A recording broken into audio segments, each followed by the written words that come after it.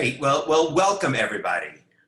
Good morning, good afternoon, and good evening, depending on where you are, to this global conference call webinars to YPOers and friends around the world. I'm Dick Simon, the chair of the YPO Psychedelic Medicine for Mental Health Group, and pleased to have everybody joining us. For the past several years, I've been focusing all of my efforts on mental health and advancing the potential of psychedelic therapies through work with nonprofits, businesses, research centers, including Mass General Hospital's Psychedelic Research Center, Center for the Neuroscience of Psychedelics, where I'm chairing the advisory council. So any ways I can help, I'm out there trying to do that. In terms of YPO, we're looking for volunteers for additional leadership in this group, helping set up future global conference calls. We're working on chapter programs, action forums, micro forums, and if you might be interested in sort of brainstorming forums to help figure out what makes sense next, please let us know. So before beginning, I want a disclaimer that we are absolutely not, and YPO is absolutely not advocating the use of any illegal substances, and YPO does not take a position on any of the issues being raised. So today's format, Dr. Holland and I are going to have a conversation followed by question and answer. It's like a fireside chat followed by question and answer. To ask a question, please use your chat function to me, not to everyone, which is a tab at the bottom. So we're really grateful today to have Dr. Julie Holland. Julie is a psychiatrist specializing in psychopharmacology with a private practice in New York City. Dr. Holland was in charge of Bellevue Hospital's psychiatric emergency room on weekends from 1996 to 2005. She's a medical monitor on the MAPS studies, which involve in part developing psychedelics into prescription medicine. And she's the author of numerous books, including Ecstasy, The Complete Guide, the Pot Book, and most recently, which we'll be talking about today, Good Chemistry. Good Chemistry explores how she thinks psychedelic drugs, including LSD, psilocybin, MDMA, and marijuana, might be used more widely in psychiatry to make treatment more efficient and effective. The book explores the science of connection, why we need it, how we've lost it, and how we might find it again. In addition to being a brilliant researcher, leader, and teacher, I'm honored to say that, thrilled to say that Julie's also an incredible human being and friend I'm so honored to know and have tremendous respect and admiration for. So welcome. Julie, give us a sense. Welcome and what brought you here? And I don't mean what train or car. Oh, you stole my joke though, Dick. Well, you told me the joke, so I was... Well, what brought me here? I don't know. I barely know where to start with what brought me here. I think, I'm just going to quickly sort of list my bona fides and my backstory so you have a sense of, what I'm interested in and who I am. I was a very smart kid in high school. I went to a public school in Framingham, Massachusetts, a very large suburb of Boston. I went to Penn undergrad, where I studied the biological basis of behavior, which is a very... It was a sort of a multidisciplinary major where you're looking at neuroscience and neurobiology, neuropsychology, and also psychopharmacology, which was my area of concentration. I was very interested because of my time growing up in Framingham. I was particularly interested in how certain drugs, and really very small amounts of these drugs, could create such huge changes in behavior and perspective. So I went to Penn pretty sure that I was going to be a doctor. I was a pre-med. I thought maybe I would be a neurologist or a neurosurgeon. But the more I learned about psychiatry, that was really where the psychopharm was. That's what made the most sense to me. So I ended up going to medical school. I stayed in Philadelphia. I was singing in a band. The band was doing pretty well. We took off a year, thought I could be Madonna, decided that really wasn't a great way to go. So stayed in Philly, stayed with the band, went to med school at Temple. I ended up doing my my residency training was at Mount Sinai Hospital in New York City. And then after my residency training, I got this amazing job running the Psych ER at Bellevue. And so every weekend for 9 years, every Saturday and Sunday night, I worked like a 15, 16-hour overnight shift. I ended up writing a book called Weekends at Bellevue about those experiences. But while I was there, I was developing a private practice. I edited a book on MDMA called Ecstasy: The Complete Guide. Later on, and that's a nonprofit book. The MDMA book is a nonprofit book. The pot book, which I also edited, these have multiple other authors. So these are nonprofit books that fund clinical research. When I was at Penn, I started to learn about MDMA. That was the summer, it was 1985. It was the summer it was made illegal. It was the summer that there was a lot of press about this drug they were calling Atom. I ended up getting in touch with a lot of people who were involved with early MDMA research and learning a lot more about it. And that sort of fueled my desire to definitely go to medical school, definitely be a psychiatrist. I saw even back then that there was a real future for psychiatry with this particular medicine. So I've got sort of a lifelong history in psychedelics, in cannabis, in MDMA, and remote personal history, recent personal history. The thing that brings me here is that I've really got a lifelong devotion to learning and understanding psychedelics and how they can benefit us in terms of changing our behaviors and enabling personal growth. Fascinating. So you've written this incredible book, Good Chemistry, in which you look at connection.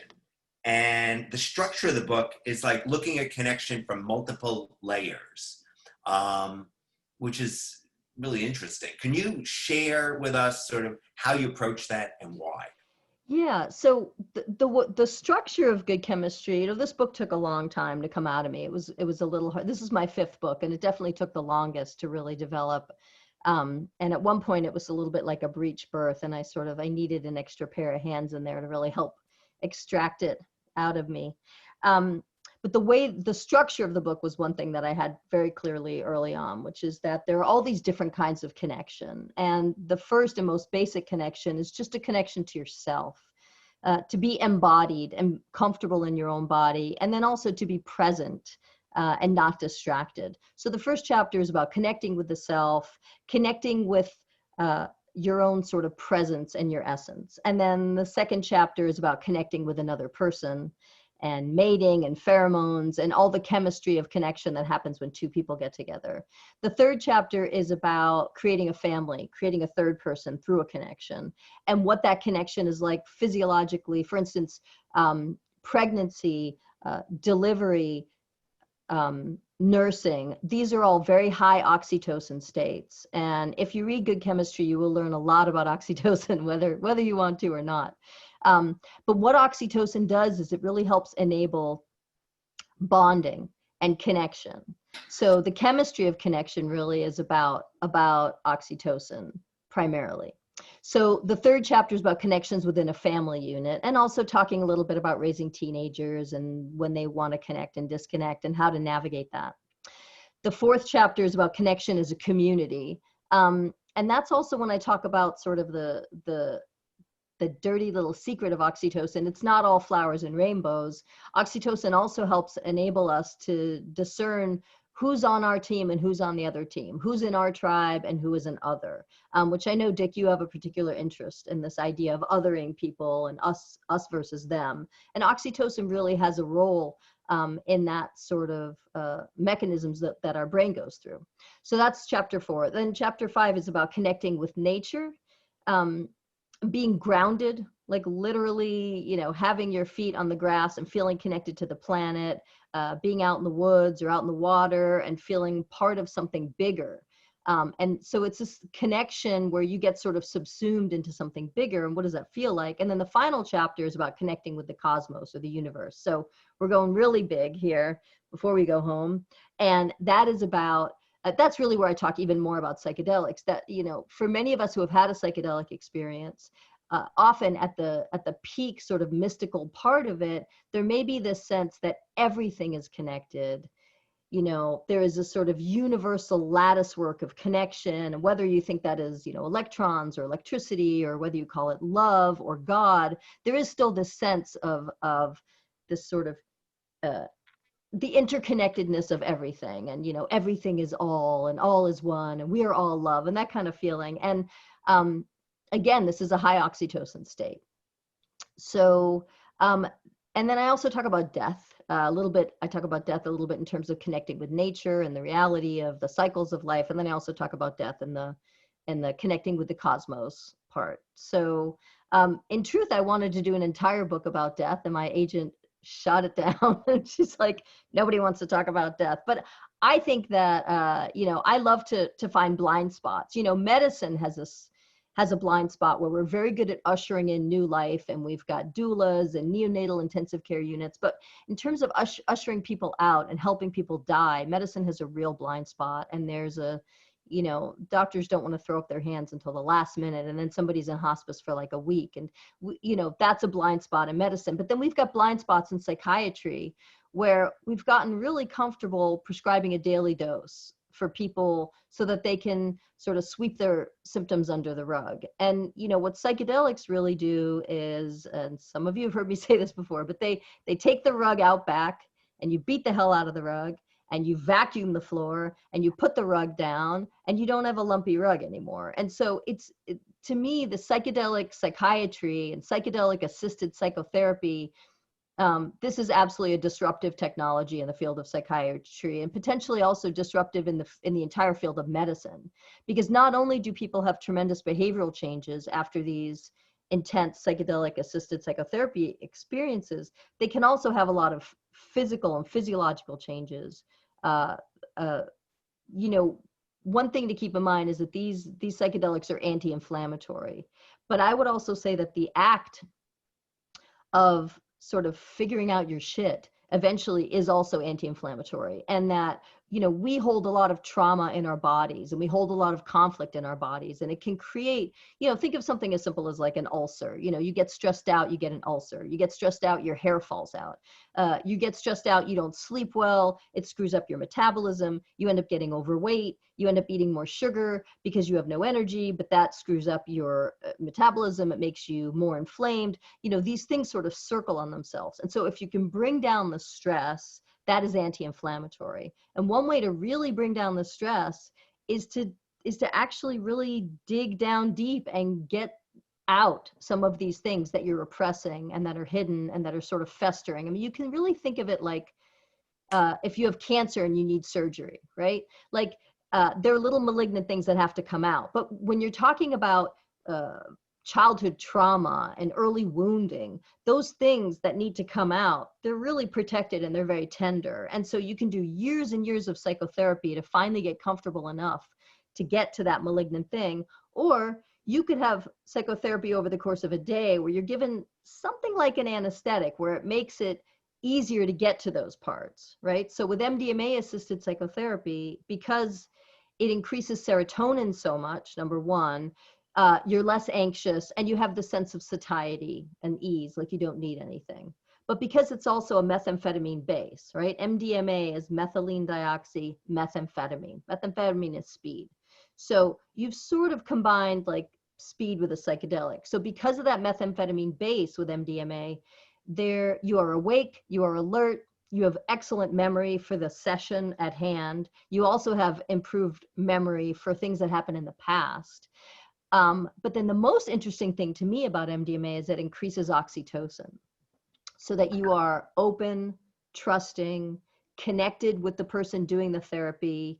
You have what's called an enhanced therapeutic alliance, which means that you really trust the person doing the therapy and you think they're on your team, and together you are going to figure this out.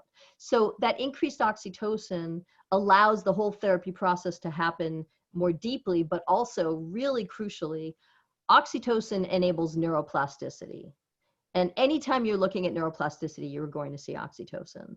And one of the things that MDMA does, because there's so much oxytocin at the time of the therapy session, it puts your brain into a very plastic state that is similar to when you were an adolescent and you were absorbing things and recalibrating constantly. And also when you're an adolescent, you're very sensitive to social cues, right? It's very important to you whether you fit into the group or not. And MDMA sort of puts the brain back in that adolescent neuroplastic state where you're very aware of social cues, but you tend to read social cues as more positive. So your therapist is smiling at you and encouraging you. That is just all you need to keep digging. And you're comfortable, you're not anxious because your serotonin is high. You're chatty and you want to connect and you want to dig because your dopamine is high from the methamphetamine. And then you're trusting and open and neuroplastic because of the oxytocin. So I literally could not design a better chemical to be used as a catalyst for the psychotherapy process. And really good psychotherapy doesn't just change behavior, as I said. It can change your body. It can help you make healthier choices that can change your body, but it also shifts you from fight or flight, where you're running on a treadmill, into this other state, which is called the parasympathetic state. So before we get to the parasympathetic state, That's why I stopped. Yes. are there any, when you were talking about anti-inflammatory, you were talking about sort of the second order effects, if you will, if you are stressed, therefore. Are Yes. there any direct anti-inflammatory potential from any of these substances? Yes. So a lot of psychedelics have direct anti-inflammatory potential, but we have to talk about whenever we talk about psychedelics, I feel like people miss the biggest one, which is cannabis. Cannabis is a psychedelic. It is a mind manifesting medicine. It helps you see the way you think. It helps you see the way you act. It can help you become more embodied and connected to your body and aware of where your body is in space, which is something called kinesthetic awareness. So, and cannabis is very potent anti-inflammatory, and CBD is also a potent anti-inflammatory. So I always like to loop them in. But yeah, there's really interesting research going on, especially by a guy named Charles Nichols or Chuck Nichols. He's really looking at the direct anti-inflammatory effects of psychedelics more than anybody else is. And what's one of the interesting things about Chuck is that his dad is Dave Nichols, who is like an elder in the psychedelic community. Dave wrote the chemistry chapter on MDMA for my ecstasy book. So I like that they're keeping it in the family with their research goals. Sure. Great. So in terms of oxytocin, sort of why does it do what it does, and what are you had mentioned a few of the opportunity or the times in our life that it's released a lot. There's some others. There are. I invite you to share. Yeah. So another time that is very high oxytocin state is orgasm. So, and if you think about it, it really makes sense that if somebody took the time to bring you to that place, you may want to bond with them or connect with them. In Moody Bitches, I wrote about, I think the word I used was sort of fickle, that for some women, it's really hard to enable them to have a climax. But if they do have an orgasm, there is this increase of oxytocin. There is this sort of connection that happens. And this is one reason why sometimes hooking up or one night stands, we want to keep it sort of non-emotional and, just physical, but it's really hard to do that because the oxytocin does, it's not called the cuddle hormone for nothing. So, and I should say it works both ways, right? Like if you have a surge of oxytocin, you may want to cuddle and connect with somebody, but it really works the other way even more, which is that if you're cuddling with somebody, it will start to increase your oxytocin and you will start to be more open. It cycles on itself. But the way that oxytocin brings us pleasure, the way that social connection gives us pleasure, or the way that sex gives us pleasure, or cuddling, any of those things, it's not that oxytocin is a pleasure hormone in and of itself. It actually triggers a cascade of pleasure hormones. And that's really what good chemistry is about, is, how does oxytocin make us feel good? What are the other chemicals that are involved? What is the cascade that happens? And what I will say is that one of the things that happens, and one of the ways that oxytocin makes us feel good, is through the endocannabinoid system, which is our own body's internal cannabis-like molecules, even if you have never smoked pot. And then the other way, obviously, that more people know about is endorphins and the body's own natural morphine-like molecules that circulate. And one thing I talk about in Good Chemistry is that before the current global pandemic, we had a couple epidemics already going on in America. And one of them was what people were calling the loneliness epidemic, or the fact that people were getting more isolated and less connected. And this is before COVID. And then the other epidemic before COVID that is worse now than ever is the overdose epidemic. And the opioid epidemic and the loneliness epidemic, them sort of increasing over time is not really a coincidence, because one of the ways that oxytocin makes us feel good, that one of the ways that connection is pleasurable to us, is through the endorphin system. And so when people take opiates exogenously, not their own the endogenous supply, but when they take a pill, when they take opiates, they have this sort of sensation of being held and soothed and comforted and cared for and attended to and looked after, which is something that makes us feel safe. And so when people take opiates, sometimes they feel as if someone is holding them, or they are with a friend. They feel connected. They don't feel so isolated, or the pain of isolation is diminished. So there's a real connection with, and what we're seeing now with COVID, obviously we are more disconnected than ever. We're more isolated than ever. And opioid overdoses are absolutely going up. They're up as much as 40% just over the past 6 months. Wow. Yeah, the loneliness and disconnection. You were before mentioning the sympathetic and parasympathetic and the importance of that.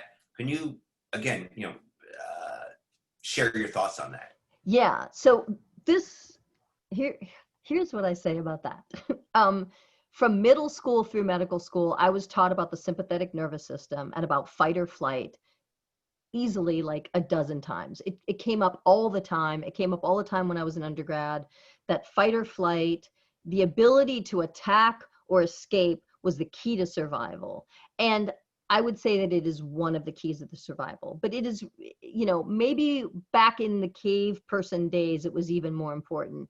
But now really the key to survival is the opposite of fight or flight. Fight or flight should be used for, acute emergencies, but our resting default state should be the opposite of fight or flight, which is called the parasympathetic nervous system. And that is where we can rest, we can digest our food, we can metabolize, our immune system works better. It is an anti-inflammatory state. So as much as the sympathetic nervous system sort of runs on adrenaline and cortisol, the parasympathetic runs on oxytocin. So, and if you think about it in terms of survival, when we were cave people, if you got kicked out of the tribe, you were going to get picked off. If you're not in the herd, you're more likely to get picked off, and you're more likely to not survive. The other thing is people wouldn't share their food with you. They wouldn't help build a shelter with you. If you didn't have the support of the community, you were really at risk and you could die. And I think that is still really hardwired into our brains, that if we are not accepted into the group, we are in physical danger.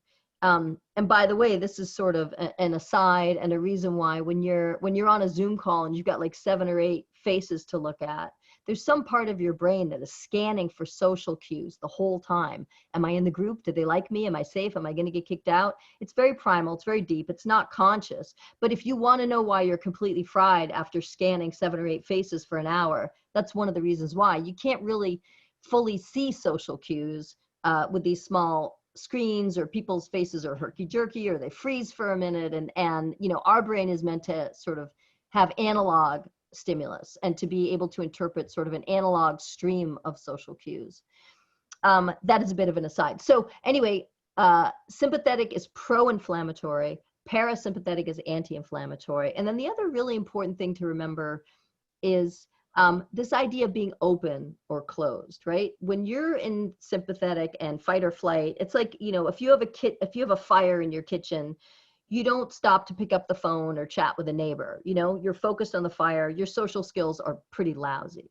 So it's something to remember and keep in mind that as soon as you start getting a little angry or agitated, your social skills aren't going to be good. How you interpret social cues is going to be off. How you deliver social cues is going to be off. Whenever you're doing any kind of communicating, you want to be in parasympathetic. You want to be away from fight or flight. You know, it's not always about attacking or fleeing. Sometimes it's about staying.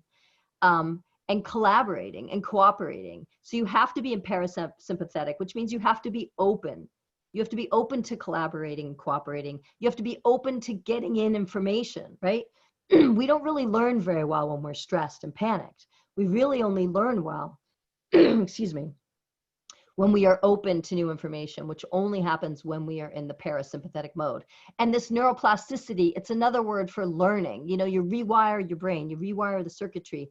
That only happens with oxytocin. It really happens best. I won't say that you don't learn when you're anxious, but you really learn best when you're in parasympathetic. So how did you get interested? Why are psychedelics so important to all of this? Well, I think it comes, for me, I think about things in terms of cognitive rigidity, which is really what we're talking about, being open or closed, right?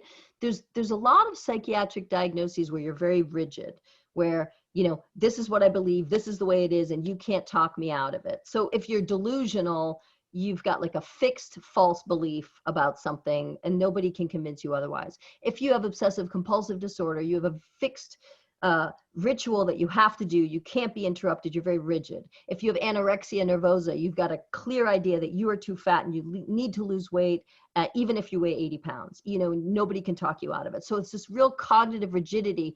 And I would say to a lesser extent, you have cognitive rigidity, even with things like depression or anxiety, you know, where you're looking at the glass as half full or the world is a dangerous place. You know, you've got a fixed way of doing things or thinking about things. And so things like psilocybin, LSD, ayahuasca, MDMA, and even cannabis, they let you sort of think outside the box. They disrupt the cognitive rigidity. And with classical psychedelics, we have shown with neuroimaging studies that the default mode network that the brain is in, which is a circuitry that is basically like, how am I doing? Who am I? What do I believe now? What am I doing tomorrow? What did I do yesterday? How is my place in things? It's very self-centered, you know, how am I doing? How do you think I'm doing? It's a little bit of a narcissistic loop. And, you know, if you're not busy doing something, you will kind of revert to this checking in, making sure you've got all your parts, and it's very self-centered and self-absorbed. That's called the default mode network.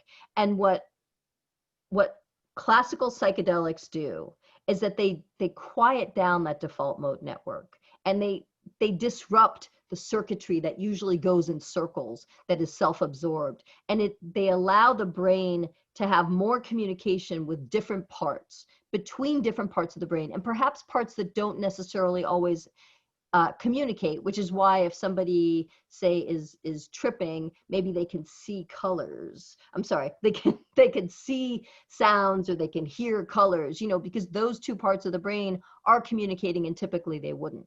So these psychedelics disrupt the normal order of things and the normal circuitry. And it's a little bit like, you know, Robin Carhart Harris calls it like shaking up the snow globe, and then the snow's going to settle in a different place. That's a great metaphor. What happens during that snow settling looks like it may be very important. You know, we see this now even with ketamine. Ketamine is a neuroplastic state. Ketamine is a FDA-approved treatment for depression, but honestly, for years it was used as an adjunct to therapy, much in the way these other medicines are being used. And you do have this increased plasticity, not only during the state, but a little bit afterwards. So what you do between ketamine sessions ends up being very important. So I have patients who get ketamine for depression, but between those times, I am encouraging them to, you know, do things like meditate or yoga, or focus on gratitude and what you have, not what's missing. And I know that these all sound sort of like self-helpy and crunchy granola, but there really is data to back up this idea that in a neuroplastic state, it's important what you focus on, and you really do want to focus on relaxing and being open. and part of that sort of relaxed openness is being in a state of gratitude and appreciating what's around you as opposed to noticing what's missing. And I think the sense that something is missing is what drives a lot of our goal-directed behavior and ambition and the sort of hamster wheeling that many of us find ourselves in. It cycles on itself and it's hard to get out of. Yeah. So I want to invite people, if you have questions, to please, submit them through the chat, and it's best if you just address them to me, and then we'll talk about them. One that has come in, which is a direct segue to what you just were talking about, is more about ketamine. You were talking earlier about which chemicals are released by different psychedelics, and sort of where does this really fit in the pantheon of potential substances and benefits, negatives, whatever. Yeah, so ketamine actually is different from the psychedelics. It's not a classical psychedelic at all. It's the category it's in is a dissociative anesthetic. So it's actually in the same sort of pharmacological category as PCP and dextromethorphan, which is a cough syrup. So, obviously the cough syrup is at the low end and the PCP is at the high end, and the ketamine's kind of in the middle, but they work pharmacologically in a similar way. And so really low dose PCP or somewhat high dose dextromethorphan will give you a little bit of a ketamine experience, which is that you feel sort of separated from your body and a little floaty. It's an altered state where you can sort of get a little bit of a bird's eye view and try to work some things out and figure out what's driving what. And it's sort of similar to a psychedelic state, except qualitatively completely different. But in terms of it being a neuroplastic state that's a bit flexible, where you can explore and be a little bit more comfortable addressing some trauma, I would say that there are similarities. What's the best thing I will say about ketamine is that it is really helping to pave the way for better things that are coming after ketamine. It's not, it doesn't last. Its antidepressant effects really don't last. Whereas a very intense psilocybin experience or 2 or 3 MDMA-assisted psychotherapy experiences can give you something that lasts for years. The ketamine lasts for weeks or months, and so you need to do it again and again. So I guess from a capitalist point of view, that's totally fine. But I honestly think that MDMA-assisted psychotherapy, psilocybin-assisted psychotherapy, these things are going to yield stronger long-term results. But ketamine's legal now, so my patients who want an altered state to help them sort of sort through their issues, it's available to them, and they don't have to, they don't have to find an underground therapist or break any rules or anything like that. So how much, though, of the effect is coming from the substance and the rewiring it's doing versus the opening created and what you're able to do with that, which would suggest ketamine shouldn't be less effective than other things? So I'm just trying to... Well, yeah. I would say that ketamine, ketamine helps some people. It tends to have to be a regular thing. There are direct effects, and then there are also the enhanced anytime you have an enhanced psychotherapy, anytime you really are doing some work and digging down, Peter Gabriel has a great song called Digging in the Dirt, digging down to find the places where we got hurt in our childhood. So it's not only finding the places you were hurt, it's seeing how you responded to the hurt. It's like, what was the scar that got built over that wound? Because that's something you still carry. My partner Jeremy has a very good point, which is that those places where we got hurt and those places where we were scarred, those are some of our strongest places. We healed over it's like if you break a bone, it ends up stronger than when you broke it because of the callus.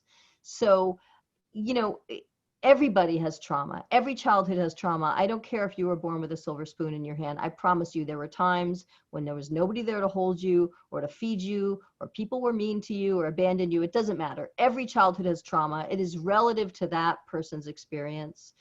It doesn't make any sense to say, your trauma is worse than, I didn't have any big deal, because everybody gets hurt, everybody scars over, and those scars really inform a lot of our behavior. And the other sort of funny thing is that a lot of our basic personality structure is formed by a 3-year-old, basically. You know, that a lot of the early personality and the early traumas when you're like 2, 3, 4 years old.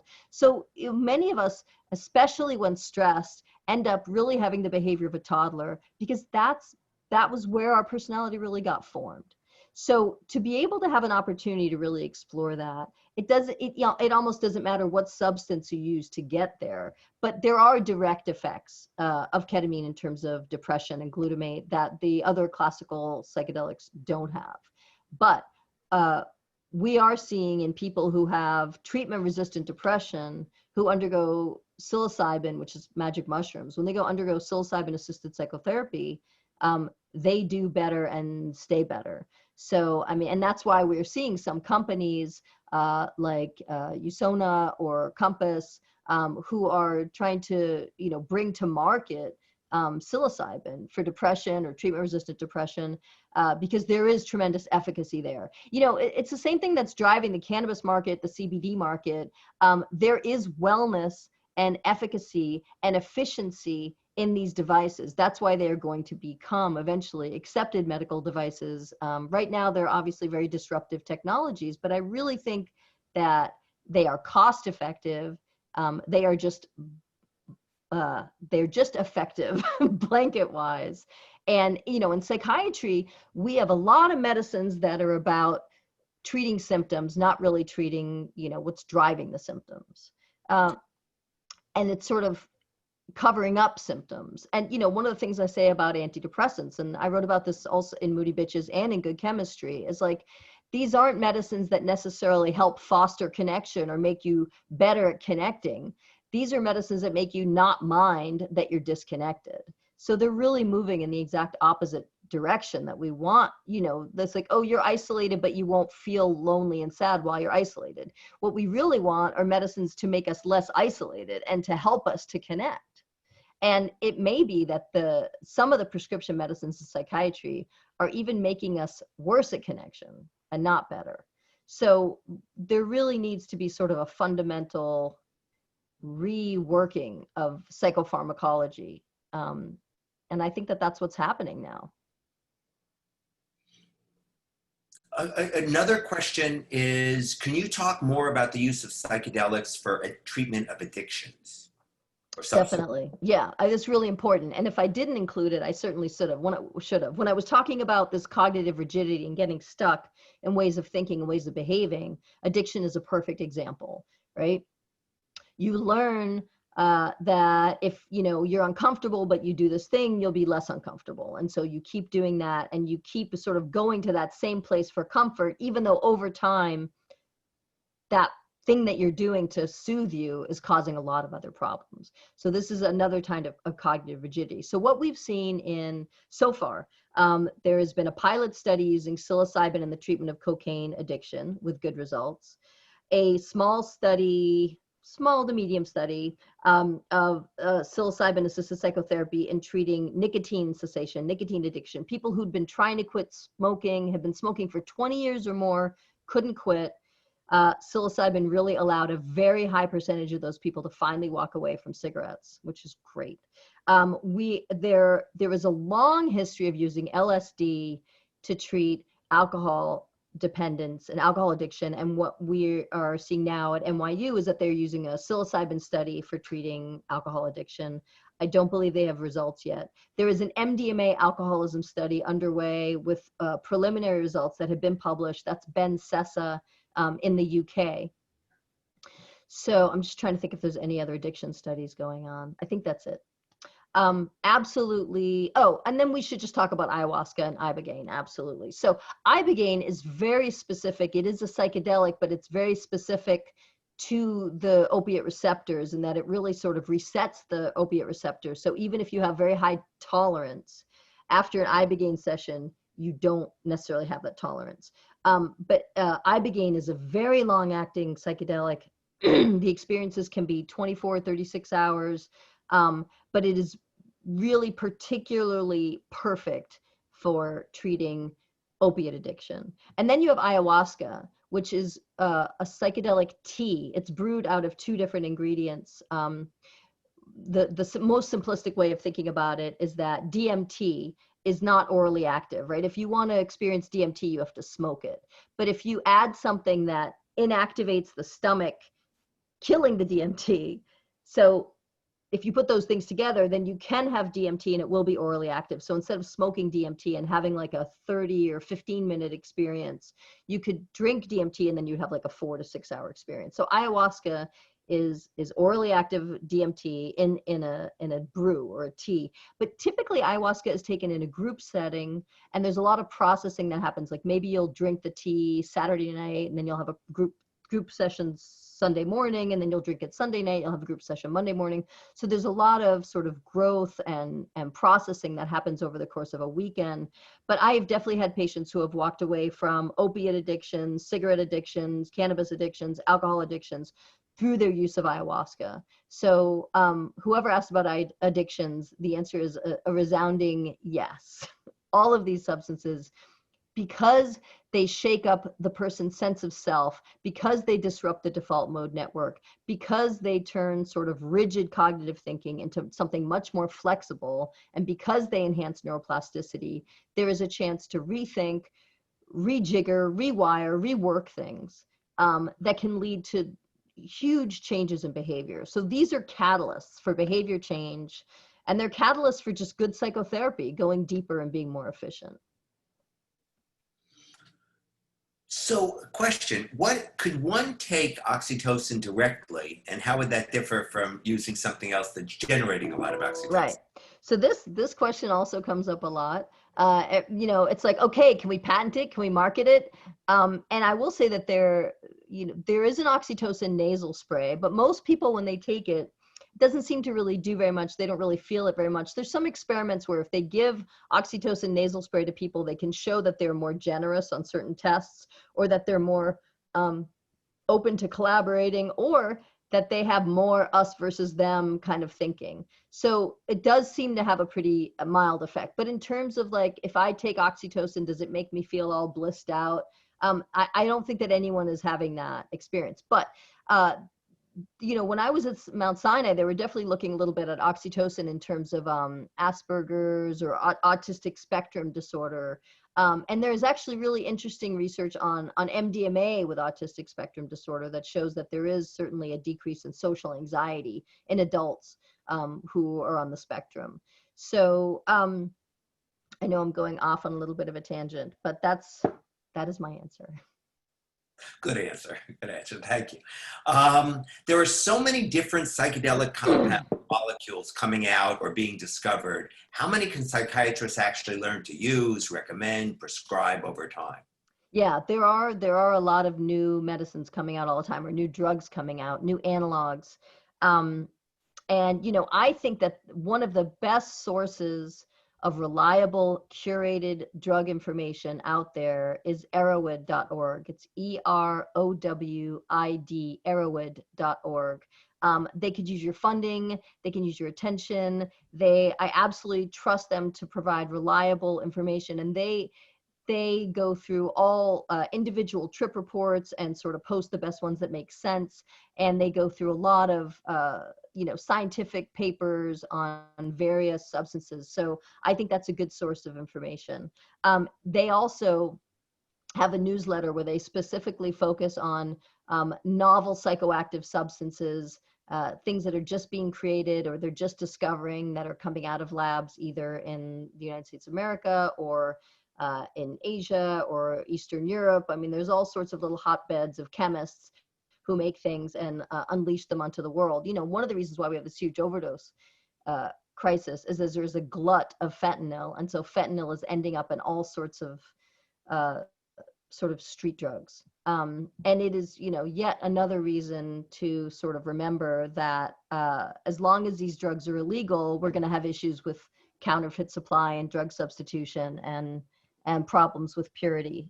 These are not necessarily the fault of the drugs or the chemists, but I think that, if we had more regulation instead of just a blanket, you can't use any of these things, it would be more realistic.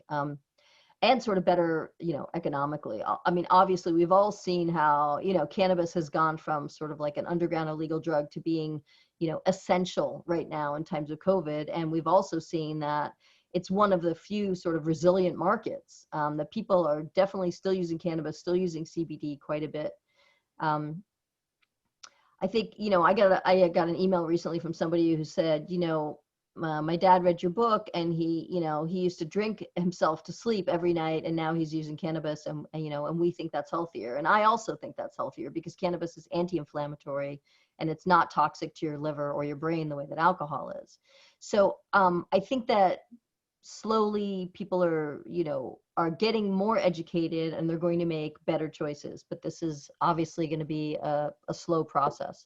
But if you see sort of where we've come with cannabis from being medical marijuana to just being for adult use, and people seeing that, the state doesn't completely fall apart when they have legal cannabis. Actually, things seem okay. There are fewer opiate overdoses. There are fewer drunk driving deaths. And, alcohol is, this is a bit of a tangent, but alcohol is associated with suicide, homicide, barroom brawls, domestic violence. You do not have any of these connections when you're talking about cannabis or psychedelics. And you even have proof that people who use psychedelics are less likely to engage in domestic violence. They're less likely to be recidivists in prison. And they're more likely to be eco-conscious, environmentally active, caring about the planet.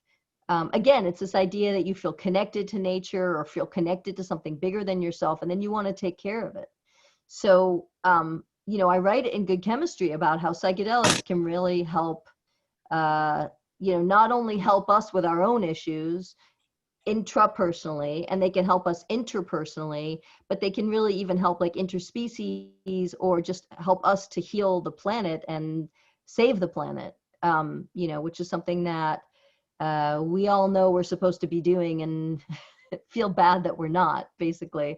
I mean, when I think about all the things that are making us sort of uncomfortable right now, or giving us a sense of dis-ease, obviously this fear of contamination and COVID is something that we're worried about. And the, fall of democracy and authoritarianism and white supremacy are things that we're worried about, some of us. And, there's also, for me, this kind of background hum, like, oh yeah, we're also poisoning the planet. We're losing species diversity, and we're killing the planet, basically. And I wrote about this a little bit in Good Chemistry. It is one of the things that's making us feel uncomfortable. And I think that psychedelics can help us feel more connected to the planet, make it more, we can be more convinced that we are all interdependent and we all need to cooperate and work together. And we're all sort of, hurtling through space on the same rock. Great. So, hey, could you make any comments about the risks of psilocybin, MDMA, and any of the other psychedelics, both for the general population, and this question also references specifically bipolar sufferers? Okay, so there's a few things to unpack here. And I think one thing to mention is something called behavioral toxicity, which is, even if these drugs aren't, they don't cause cancer, or they don't cause brain damage, they don't damage your liver. Like, these are really non-toxic medicines that we're talking about.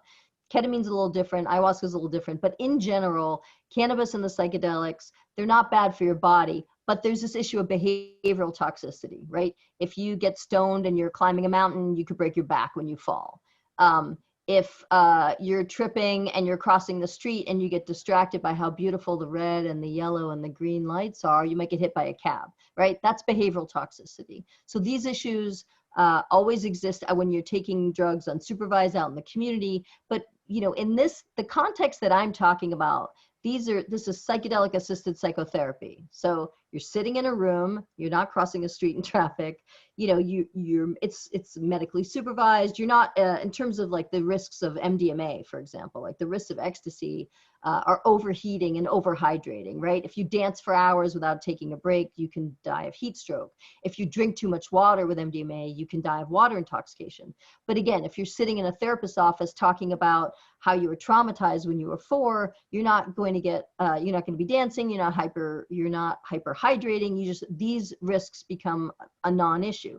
The other huge risk that becomes a non-issue in the medical model is that you don't know what you're getting.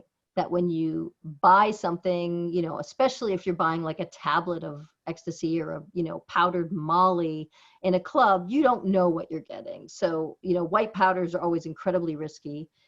Mushrooms usually look like mushrooms, and cannabis usually looks like cannabis, and those things may be inherently safer because they're harder to counterfeit and there's not as much of a need to. But until these things are, taxed and regulated, you're always going to have that issue of counterfeit and drug substitution. So behavioral toxicity, drug substitution, huge risks. Bipolar is sort of a whole separate issue where, in general, the decision for now has been, because it's potentially destabilizing, no one is recommending psychedelics or MDMA for people with bipolar disorder.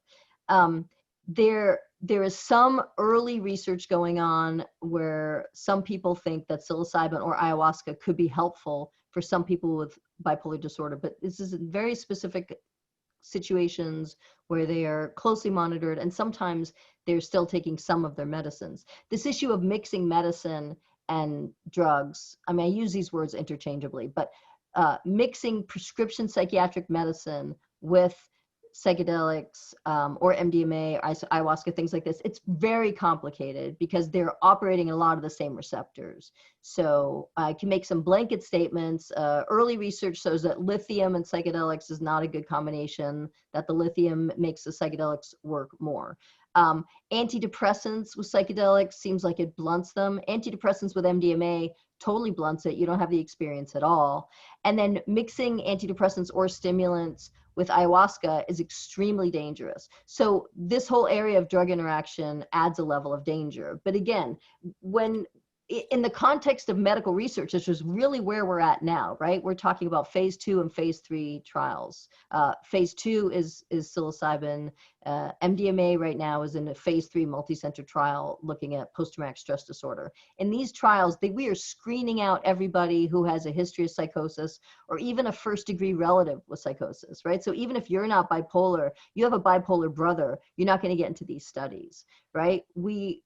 For right now, while it is still in the research stages, a lot of people are being screened out. And if these drugs sort of escape into the general community and be used by more and more people, we're going to learn, oh yeah, really, those people probably shouldn't use it. That's what we thought. That's why we didn't include them in the study. But we can't really say for certain now. So people with bipolar, for what it's worth, if you or someone has bipolar and they're struggling, the medicine that I prescribe most for my patients with bipolar is a medicine called Lamictal or lamotrigine.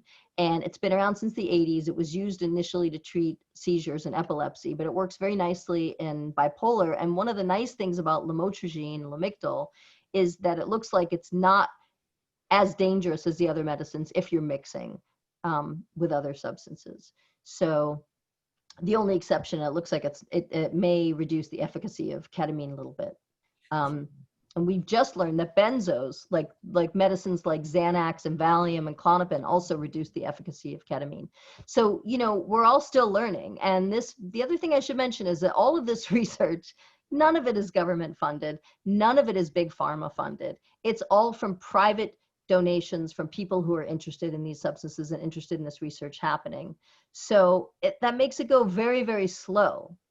What's nice is FDA has fast-tracked both psilocybin and MDMA. They have designated them as breakthrough therapies, which means that they can go a bit faster than usual. But they still require a tremendous amount of money and funding, and it's not coming from the usual places. Usually with drug development, either the government pays for it or big pharma pays for it. Here we've got neither of those options. So the research has been going on for decades, and it's very slow. And I will tell you, as an impatient type of person who likes instant gratification, that, for the years that I was a medical monitor, and now I'm a medical advisor, which is so much better, research is painstaking and boring, and it's a lot of paperwork and crossing a lot of T's and dotting I's and a lot of forms.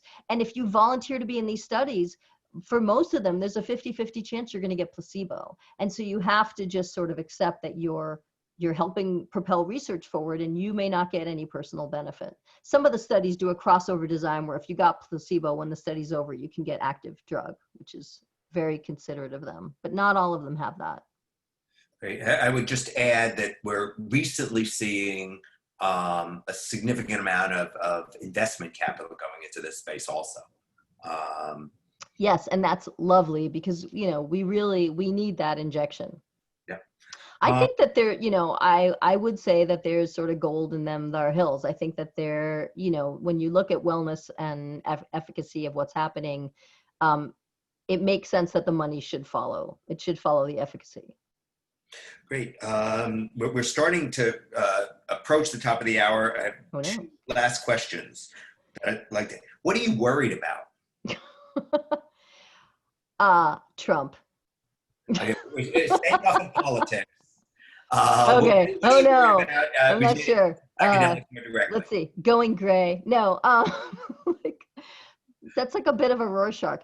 Okay, I will tell you a couple things I'm worried about with the field. One is, you know, shamans behaving badly, therapists behaving badly. I'm sorry, but they're mostly men, and there's a little, you know, there's an opportunity for a little bit of predatory behavior that happens sometimes. When people are in altered states, they're very vulnerable. So this, you know, a long time ago, back in the 70s or 80s, there was a couple of psychiatrists who absolutely crossed lines with their clients, with their patients. This happens every once in a while. It's something that we absolutely, you know, need to have some sort of a governing body keep an eye on, and there need to be sanctions. We need to be able to pull people's licenses or you know, cancel them, or, you know, whatever has to happen. But there are definitely some occasional bad actors.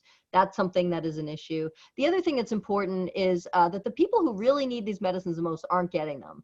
The people who are getting these medicines right now are the ones who can afford to pay an underground therapist, and it could be $500 or $1,500 for a day. So it's the marginalized populations and the BIPOC community are not represented in the psychedelic space. There aren't enough of them doing research or writing papers and being clinicians, you know, being healers, and there aren't enough just in terms of research subjects or people who could receive this treatment. So, you know, areas to improve on, I would say that those two are the main things. I'm not saying that that's what I worry about or what keeps me up at night, but those are two issues in our community that need to be addressed. Great, Julie, if there's one thing, in addition to everyone on this call should definitely buy and read Good Chemistry and your other books. If there's one thing, other additional thing that you would like people to take away from this, what might that be? One. Well, you know, to me, this issue of connection or disconnection, am I in sympathetic? Am I in parasympathetic? Just see where you are on any given day. You're in a conversation with somebody, you notice you start to get clenchy, your voice starts to get a little louder, you're switching over into fight or flight. It's not going to be good for anybody. You have to stay in parasympathetic. And the best way to stay in parasympathetic is to just breathe in and out through your nose. Just keep your mouth out of it, in and out through your nose. And if you're really panicking and freaking out, you can block your right nostril and just breathe in and out through your left nostril. You can Google left nostril breathing. It's a thing. It puts you in para. Anytime you exhale longer than you inhale, it will help you stay in para. So singing, chanting, humming, whistling, short in-breath, long exhale, but in and out through your nose as much as you can. If you have a deviated septum, I'm sorry, but you may end up more anxious than other people if you can't breathe through your nose. Julie, thank you so much on behalf of all the people who participated in the call and the many more who will be additionally listening to it online. The next Global Conference Call webinar will be announced shortly. This recording will be available to all registrants. So as a reminder, sign up even if you are unable to make that date work. I'd like to again encourage YPOers on the call to join the Psychedelic Medicine for Mental Health group if you're not yet involved, and definitely to please let me know if you're interested in possibly getting involved in action forums or micro forums or otherwise getting involved. And finally, for those all over the country and world, we're involved in setting up a number of psychedelic research groups in different communities with an active psychedelic research community. Please, you know, again, let me know. So Julie, thank you so much. Everyone else, pleasure. Thank you so much for joining. Thank you. Thank you, everybody. Bye-bye. Thanks, Julie. You're welcome. Was amazing. Fantastic call. Thank you. Julie, thank you. Thanks, Dick. Thanks, Julie. Hey, Julie, I have a question if you've got one last moment. Yeah. So this has to do with more of biochemistry side of it, but I was reading some of the work from North Carolina coming out of the Roth lab, and so this leads me to the following question: is the psychedelic experience necessary for the efficacy of psychedelic drugs?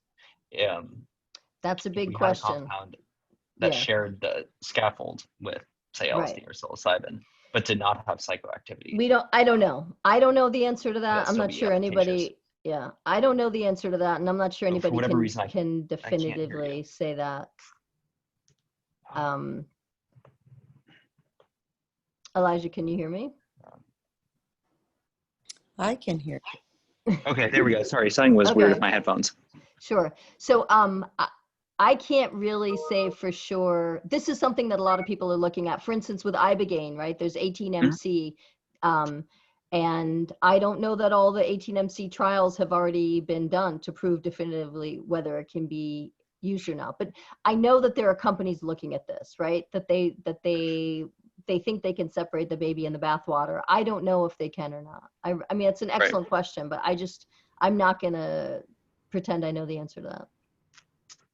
I think, look, I'm a shrink, right? As much as I love, pharmacology and oxytocin, neuroplasticity, I also just know about like how people grow and change, and they usually need to experience it and feel it and talk about it and work it through. And if there's no talking and no thinking and it's all just flicking a switch, I mean, I'll be curious to see if it really has the same level of efficacy.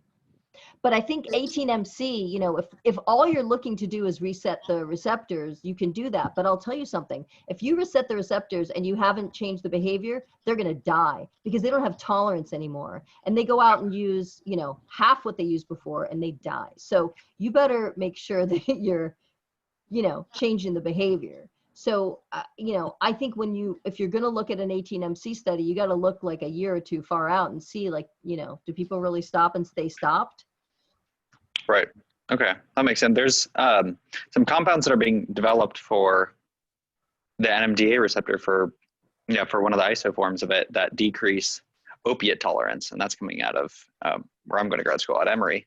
So that's really fascinating if we can concomitantly administer these drugs to essentially reduce tolerance, so we have less of these like depressant effects from it. Right, but if you reduce tolerance, you increase risk of overdose. Absolutely, yeah. So that's a really fine line to walk when you're asking people, can you eat a quarter of a cookie and put the rest away? Yeah, that's true. Can you? I'm not really good at eating. I mean, this is sort of an issue with edibles too, right? They make like these 100 milligram bars. And so you're supposed to have a tenth of a candy bar. Who do you know that eats a tenth of a candy bar or a quarter of a cookie? So, you're asking people who have a history of addiction and very poor impulse control to control their impulses. So, I'll be curious to see the results. The whole thing about science is that you do a study and then somebody else does it and they replicate it, Absolutely. So even, we all love one study comes out and we think that like this, this is the word of God or whatever now. And it's like, well, this is the first study that needs to be replicated. Yeah, I hear you on that. But I mean, I'm very curious about how you can sort of adjust tolerance and things like that. I don't think it's that hard to, wipe the receptors and change tolerance. Yeah. Being able to tolerate yourself and being able to tolerate sitting quietly in the present moment, that is something that takes a lot of work and a lot of practice. And the thing that drives addiction is this incapacity to sit with the present moment and with the self and the escape and the wanting to run away. So if you figure out a way to target that behavior, that would be really great. And that's why I talk about keeping people in para, because nobody wants to escape para. Like if you're cuddling and being held and stroked, you don't want to run away. usually. Right. So, when you're in para, you're not running away, you're staying. And I think that staying is a huge part of connection. And sometimes that means, staying in the room, staying with yourself, staying with the hard feelings, staying in a relationship, even though they drive you crazy, because in that relationship, you learn and you grow and they throw a mirror up to you and you can actually, somebody's helping you with your behavior. It's tricky because, relationships are both the cause of our unease and the source of our ease. So, it's all gray. It's That's like, what I'm saying? Like, people can make us feel connected and loved, and they can also make us, feel angry and unloved. And, it could be the same people over the course of one day. So, Right. It's tricky. No, I agree. And then, sorry, do you have time for one more question? I think so, yeah. Okay. So then, in terms of, so you spoke on people in marginalized communities not being able to get the compounds. It's just right now very wealthy people oftentimes. So what would you say as to who should help determine when the time comes, who gets these compounds first? If we're to say like in a year from now, Right. Psilocybin or LSD is Right. legal for So psychotherapy. right now, the way it's working with the studies is that it's like 2 clinicians with 1 research subject for 8 hours, right? Mhm. That is not a sustainable medical model, right? Nobody's gonna, your insurance is not gonna pay for 2 clinicians for 8 hours of their work with 1 patient. Right. So that's the first sort of hurdle is, can you get insurance to pay for it? And if you're going to get insurance to pay for it, that means you have to develop like a CPT code, and you need some sort of governing body who decides who can do this work and who can't. These are all things that haven't been built yet. There's no infrastructure. I mean, that's what's also good about ketamine, is it's creating some infrastructure where people are starting to get clinics and figuring out how to get insurance to pay for ketamine, how to do the billing so they'll pay. Things like that have to be figured out, because until this is something that people can access because their insurance pays for it, or maybe we all have the same insurance and it's covered. I mean, NHS is trying to figure out if they're going to pay for cannabis, for CBD. Eventually, NHS may have to figure out if they're going to pay for MDMA-assisted psychotherapy to help, treat you of your alcoholism. So if insurance were involved and they could see that, yes, this is cost effective and it actually makes sense for us to pay for this, because then we don't pay for 20 years of the person showing up in ERs, and having lacerations or having liver cancer or dementia from their alcoholism. If you can make a case that you could treat an alcoholic over, 1 or 2 sessions when they're 20 or 30, and then they don't have 20 or 30 years of costing their insurance company money because they're drinking themselves to death, that's cost effective. That's going to take a while for them to come around to that way of thinking. The way insurance is set up now, we don't really care about preventative care. People keep switching who their carriers are, so nobody cares about health maintenance. And then, until we have a huge shift in, one network that focuses on prevention and health maintenance, these things may never be paid for. Okay, I understand. Thank you so much for your time. You're very Can I welcome. throw in a question? My name is Marcia Zuckerman. I'm a psychiatrist in Boston, part of the Hi. BPRG, as well as following other things. So first of Hello, all, lovely to see you again. Hi. yeah, and I'm sorry not to show my face. I'm also taking a yoga class at the same time. But Oh, I'm- nice. Good for you. I'm not doing yoga right multitasking. now. I'm sitting down. So first of all, I loved your talk, and I love the issue of social justice and getting this to other people besides those who can pay a fortune for it. I want to second your thing around psychedelics with no psychedelic experience, in that ketamine initially, I'm sure you know, was being pushed as a simply chemical change in BDNF, and research studies showed a 66% recovery rate. And I have a history of severe depression, and so I was very excited to go to New York and early on get this amazing treatment. Well, it did nothing, which was extremely disappointing, but I did want to talk. Unfortunately, I found out the guy who was giving it had lost his son to suicide. So that was about the last thing I wanted to talk about. Okay. But subsequently, I've actually done ketamine-assisted therapy, and it is I think it is useful. I suspect other things are more useful, but I definitely think it is useful in the context of a psychotherapy session. So, Yeah. I'm seconding your notion that some people might get benefit just from the chemicals, but I think you're right that there's the growth piece that's critical. Yeah, it's almost, I know it's a really simplistic way of thinking about it, but you could sort of think about it in terms of hardware and software, right? And even if you buy a brand new computer and all your hardware is upgraded, if you put all your old software on your new computer, you don't really have a new computer. You've got all the old, Very nice all the old bugs and all the crap that was the problem with your old one. Well, you just transport onto this one. So I think Very nice you know, metaphor. optimally, you want to upgrade the hardware and the software. If you're really gonna, you're talking about basic fundamental changes in behavior. It's not going to be as easy as BDNF. It's really going to be these kind of aha moments, like, oh my God, I have been going around in this stupid circle, and there's this whole other path I could be taking. It's this kind of overview of what have I been doing, and where did I make a wrong turn? And I just don't think that you're going to get this sort of pharmacological this switch that's going to give you these kind of epiphanies. It takes a lot to change behavior. There's really interesting books. There's a book called like Quantum Behavior Change that I read a long time ago that I think is worth looking at. It takes a lot for people to not do the knee-jerk typical things that they've been doing for 30 some odd years. I think you've shown in the psychedelic research that people can change more quickly when their thought process changes and when they've developed some insight. So Yeah. I share your hope that psychedelics will be part of what might possibly save the planet. I think we need novel ways to go about getting people to take stuff seriously. And I think you're right that psychedelics are part of that. Yeah. I think it's really easy to not want to look at it and not want to think about it. And then, when you're in this altered state, it's just in your face and you can't really avoid it anymore. I have to run, unfortunately, but I very much appreciate the extra questions and your extra time. Bye all. Stay well. Stay connected.